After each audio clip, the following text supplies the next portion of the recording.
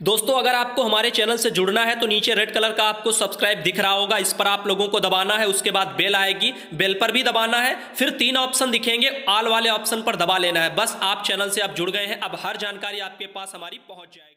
नमस्कार दोस्तों, all India anganwadi news channel की आज दोपहर की सच्ची खबरों में आप सब भाई बहनों का स्वागत है। वीडियो को सभी राज्यों के भाई बहन देख करके जाएं, क्योंकि ये जो जानकारी है वो सभी राज्यों के लिए है। आपको बता दें कि दिसंबर से राज्यों में आंगनबाड़ी जो केंद्र है वो खोल दिए जाएंगे। राज्यों का मतलब सभी राज्यों से है, केवल बिहार पटना आपको दिख रहा होगा यही मत समझना। खबर मैं आपको बता रहा हूं, केंद्र की नई गाइडलाइन जो है उसके साथ दिसंबर से सभी आंगनबाड़ी केंद्रों को खोलने का निर्णय लिया गया है। तो अभी यह निर्णय केंद्र सरकार ने लिया है कि दिसंबर से सभी आंगनबाड़ी केंद्रों को खोला जाएगा। सभी का मतलब सभी राज्यों से है। इसमें साफ लिखा भी है, 1 सप्ताह में केंद्र की ओर से, यानी एक ही सप्ताह के अंदर केंद्र सरकार की ओर से गाइडलाइन जो नई जारी हुई है उसके मुताबिक सभी राज्यों को वो भेज दी जाएगी। यानी किस तरीके से आंगनबाड़ी केंद्रों को खोलना है, इसके लिए केंद्र ने एक गाइडलाइन जारी की है। वो गाइडलाइन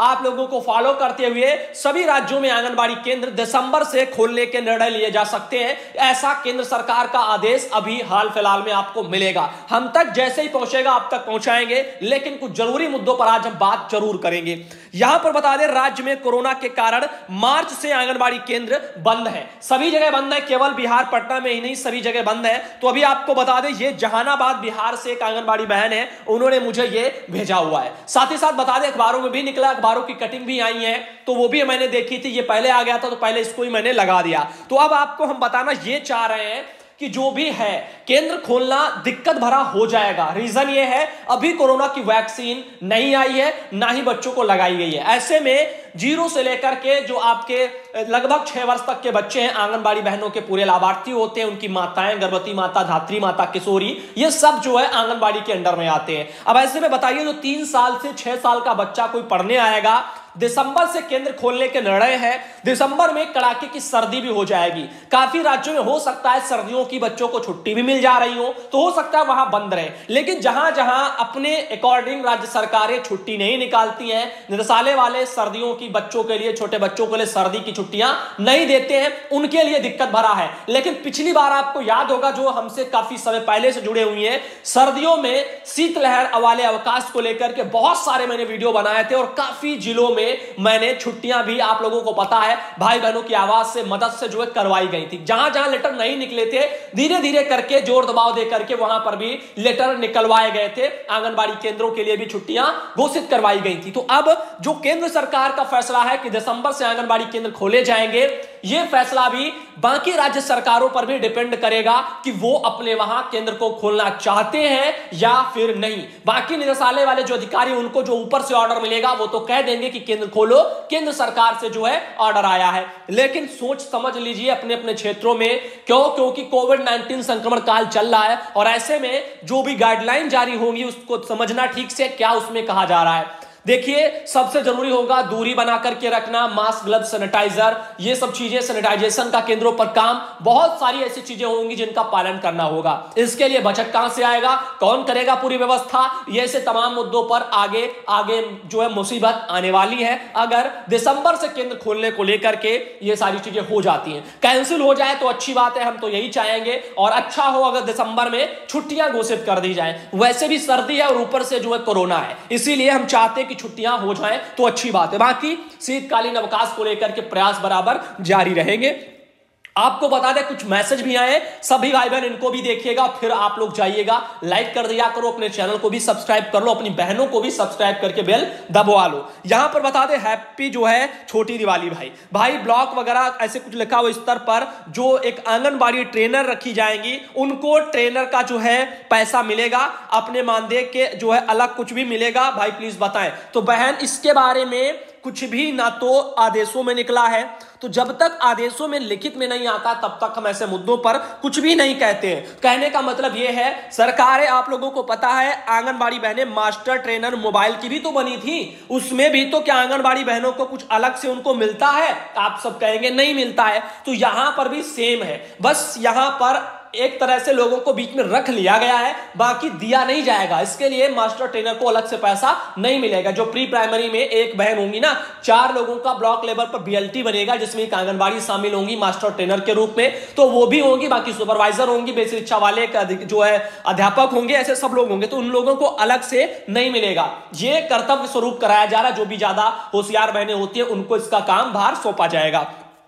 आगे देखिए, एक मैसेज ये आया है, मेरी समझ में नहीं आता बहन कहना क्या चाहती हैं, आखिर ये मैसेज किस लिए है। इसमें लिखा है, भैया भैया भैया जी नमस्ते, मैं अपनी समस्या भूल गई हूं और भाई जैसे कि मुझे कोई समस्या नहीं है। अगर मेरे दिल में सच्चाई होगी, सच्चा प्रेम होगा, चाहे जितना बिजी रहोगे भाई, कभी तो बोलो भाई कि लक्ष्मी बहन कैसी हो, मैं आपके फोन का इंतजार करती रहूंगी। भाई फैसला भगवान के हाथ में है। भाई मैं गांव वगैरह कालिकापुरा वगैरह जो भी है, पूर्वा मौजा सिंहपुर, पोस्ट वगैरह कटरा बाजार, तहसील करनालगंज, जिला गोंडा, उत्तर प्रदेश से है। तो बहन आप जो है इस तरह से क्यों कह रही, मेरे पल्ले नहीं पड़ रहा है। भाई देखो, हम फोन तो नहीं कर पाएंगे, हर बहन चाहती है कि वो हमसे बात हो जाए, बहुत से भाई बहन चाहते हैं, लेकिन भाई आप खुद सोचिए हम एक एक को कैसे फोन कर पाएंगे, ये मेरे लिए संभव नहीं। और आप जैसे आप मेरे लिए वैसे सब बहनें बराबर है, और इसीलिए हम ज्यादा कोशिश करते हैं कि जो मैसेज स्वरूप आप भेजो हम उसका रिप्लाई दे देंगे, जो जरूरी होगा उसका रिप्लाई दे देंगे। बाकी हाल चाल खबर ये सब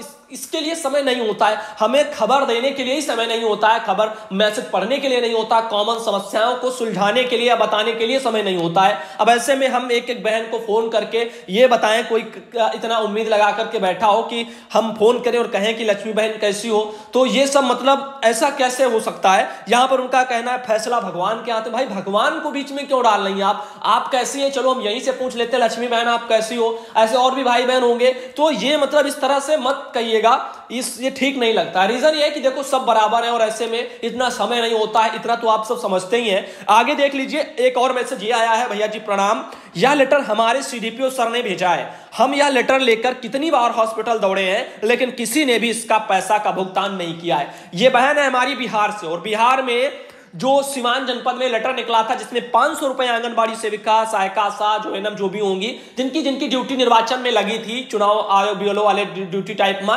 तो वो चुनाव ड्यूटी केंद्रों पर 500 रुपए का प्रावधान था, लेटर में है। अब ये अपना जाती है तो कोई इनकी सुनता नहीं है, ना पैसे का भुगतान होता। देखिए वीडियो जो होंगे उनके द्वारा पैसे का भुगतान होगा, या फिर इस लेटर में साफ साफ पढ़ना, नीचे वाली लाइन में लिखा होगा कौन पैसे का भुगतान करेगा। उसमें लिखा है कि इनके माध्यम से आंगनबाड़ी बहनों को पैसा का भुगतान होगा। तो आप उनके पास जाओ, वो जब ना दे तो आप अपने वहां भाई डीएम कार्यालय चली जाओ, अगर आपको 500 चाहिए या कुछ भी करिए, वो आप पर डिपेंड करता है। देखो हर एक की समस्या यहां पर पर्सनल हर जगह अधिकारी शोषण वाले हैं, तो एक का मैटर कोई जाकर के सॉल्व नहीं कर सकता। इसके लिए आपको रास्ते बताए जा सकते हैं, लड़ने की हिम्मत दी जा सकती है, इतना हो सकता है। आपको नहीं देते तो आप आगे बढ़कर के अपनी शिकायत कर सकती हैं, ये आप पर डिपेंड करता है। बाकी काफी जगह भाई बहन अच्छे होंगे, जो अधिकारी उन्होंने पैसे बहनों को दे दिए उनकी मेहनत के। आगे देखिए, पलासी वगैरह से एक और लेटर आया है, चलिए इस पलासी वाले जगह से लेटर भी देख लेते हैं। इसमें क्या है लिखा, निदेशक आईसीडीएस बिहार पटना के पत्रांक जो है 5243, जो दिनांक 11/9/2020 को जारी हुआ था, उसके निर्देश के आलोक में बाल विकास परियोजना पलासी अंतर्गत सभी महिला पर्यवेक्षिकाओं एवं सभी आंगनबाड़ी सेविकाओं को निर्देशित किया जाता है कि माह नवंबर 2020 इसमें आंगनबाड़ी केंद्रों पर लाभुकों के बीच में पोषाहार का वितरण टोकन प्रणाली के अनुसार किया जाना है। अतः उपरोक्त प्राप्त निर्देश के आलोक में सभी महिला पर्यवेक्षिका अपने स्तर से संबंधित आंगनबाड़ी सेविका को निर्देशित करना सुनिश्चित करें। उक्त कार्य में किसी प्रकार की लापरवाही जो है न बरती जाए, वरना गंभीरता से लिया जाएगा। तो फिलहाल मैंने आप लोगों को कल शाम को जो वीडियो दिया है उसमें टोकन प्रणाली प्लस टोकन प्रणाली के लिए जो भी एक प्रारूप टाइप का दिखाया गया था, उसको क्या बोलते हैं कुछ था उसमें याद नहीं आ रहा है, वो भी मैंने दिखा दिया था। तो उसको भी आप लोग अपना देख लेना, मैंने अच्छे से समझा दिया कैसे क्या करना है। बाकी धीरे धीरे ट्रेनिंग प्रशिक्षण के तौर पर आप लोगों को आपके विभाग वाले समझाएंगे, बताएंगे। इसका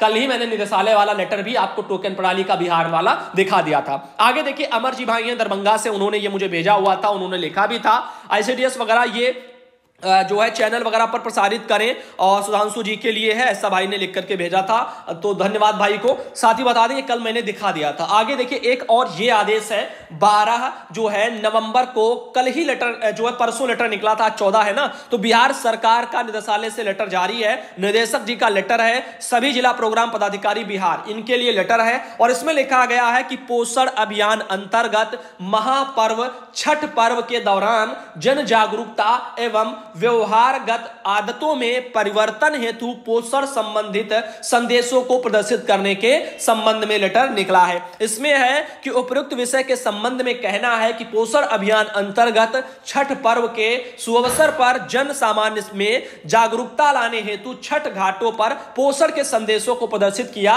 जाना है। साथ ही अतः निर्देश है कि छठ महापर्व के सुअवसर पर छठ घाटों पर चित्रात्मक जो रंगीन संदेश है, यानी जो भी चित्रात्मक टाइप का कुछ रंगोली वाला प्रदर्शन किया जाएगा, उसको फ्लैक्स बैनर पर जो है आप लोगों को बनाना है। रंगोली जमीन पर नहीं, फ्लैक्स बैनर लिखा हुआ उस पर मुद्रित कर मुख्य जो है अवलोकनीय स्थलों जैसे अस्थायी तोरण द्वार, अस्थायी निर्मित सुरक्षा दीवारों, छठ जो है व्रतियों के निर्मित अस्थायी स्नानाघर, पूजा समितियों द्वारा निर्मित स्टॉल, पूजा कार्य हेतु फल के विक्रय स्थल इत्यादि पर प्रदर्शित किए जाएं। उपरोक्त कार्य हेतु 2601 मद में उपलब्ध राशि के व्यय वगैरह भी किया जाएगा। तो ये शायद पैसा है आपका 2601 रुपया मद भी बताया जा रहा, दिया जाएगा, ऐसा बोला जा रहा है। तो ये फिलहाल किसके द्वारा कराया जाएगा ये भी डिपेंड करेगा, और इसके लिए पैसा ये ऐसा ना हो कि आंगनबाड़ी से करा लिया जाए और पैसा कोई और जो है रख ले। तो फिलहाल जो करे वही पैसा ले, जो भी 2601 रुपया ये लिखा हुआ उपलब्ध राशि का व्यय भी किया जाएगा।